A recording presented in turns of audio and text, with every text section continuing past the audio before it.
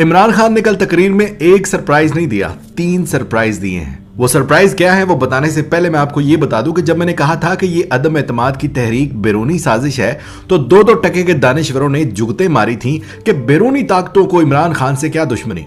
आज खुद इमरान खान ने पूरी कौम को बताया कि उन बैरूनी ताकतों ने बाकायदा खत लिखकर धमकी दी कि कुर्सी छोड़ दो वरना अच्छा नहीं होगा। अब पहले तो मैं उनको ये जवाब दे दूं कि दुश्मनी उनकी खान से नहीं, उसके इरादों से है। वो इरादा कर चुका है कि पाकिस्तान वही करेगा जो पाकिस्तान के अपने मुफाद में होगा, किसी का गुलाम बनकर कुछ नहीं करेगा। और ये साजिश शुरू कब हुई? शुरू तब हुई जब इमरान खान चीन गया था। ओलंपिक्स की गेम्स हो रही थी और वहां पर प्यूटन ने इमरान खान को दावत दी थी रूस जाने की। शोर मच गया जी, इमरान खान जो है वो रूस जा रहा है। उन्हीं दिनों में यूक्रेन और रूस की लड़ाई हो गई और लड़ाई में पाकिस्तान से कहा गया कि रूस मत जाएं और अगर जाएं भी तो प्यूटन से कहकर जंग रुकवाएं। खान जानता था कि रूस यूक्रेन की जंग के बाद दुनिया की इकोनॉमी एकदम से कोलैप्स करेगी और पाकिस्तान को तेल, गंदम, मेटल, दवाइयों जैसी बेशुमार चीजें रूस से सस्ते दामों मिल सकती हैं, तो क्यों किसी की जंग में हिस्सा लेकर अपने मुल्क का खसारा करे। खान ने अमेरिका को इनकार कर दिया। कप्तान जब रूस पहुंचा तो जंग शुरू हो गई। फिर वो रूस से जब वापस आया तो उसे एक खत लिखा गया जिसमें बोला गया कि आप रूस के खिलाफ यूक्रेन के हक में बयान दें। उस पर भी पाकिस्तान ने बयान नहीं दिया, क्योंकि वही बात कि पराई जंग में हाथ डालकर हम रूस से ताल्लुकात फिर से खराब कर लेते, तिजारत से भी जाते और सिफारत से भी। और फिर सबसे बड़ी बात कि सी पैक का मंसूबा किस लिए बनाया था कि अगर रूस से ताल्लुक खराब करते तो चीन से भी जाते, और यही तो अमेरिका एक अरसे से चाहता है। लिहाजा पाकिस्तान ने बहुत सोच विचार के बाद कहा कि हम इस मामले में ना रूस का साथ देंगे और ना उसके खिलाफ बयान देंगे। उस दिन के बाद से मेरे मुल्क के चंद सियासी गडरिये इकट्ठे होकर जाने कहां से करोड़ों अरबों रुपए में वुज़रा को खरीदने लग गए। सिंध हाउस में छापा, फिर वुज़रा की ज़मीर जागना, फिर ये कहना कि क्या जरूरत थी खान साहब को ये कहने की कि हम कोई गुलाम नहीं, क्या जरूरत थी ये कहने की एब्सोल्युटली नॉट। और इस सब के बाद ये खत मौसूल होता है जिसमें वाज़ेह तौर पर धमकाया गया है कि रूस के मामले में जैसे कहा गया है वैसे करो वरना अंजाम बुरा होगा। अब इस खत के साथ साथ खान साहब के हाथ सबूत लगे हैं जिनमें पैसा कहां से आया, कब कब आया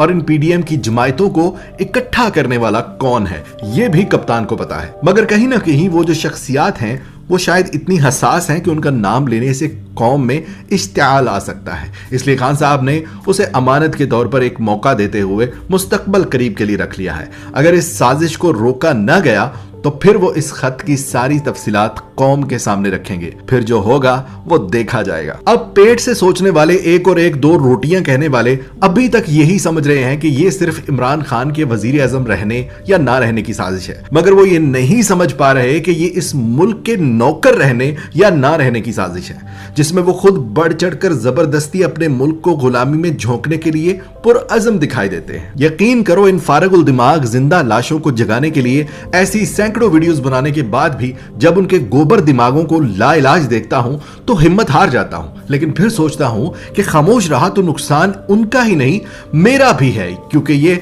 मेरा भी मुल्क है। ये दाल रोटी के आगे सोचते नहीं और दुश्मन इनकी इस भूख को इस्तेमाल करता है और ये फख्र से इस्तेमाल होते हैं। अब सुनो कि खान ने सरप्राइज क्या दिए हैं। कप्तान का सरप्राइज नंबर 1 ये था कि तारीख में कभी किसी लीडर की हुकूमत के आखिरी साल में दी गई कॉल पर जहां 500 बंदे इकट्ठे नहीं होते, वहां लाखों लोग सैकड़ों किलोमीटर सफर करके पहुंच गए।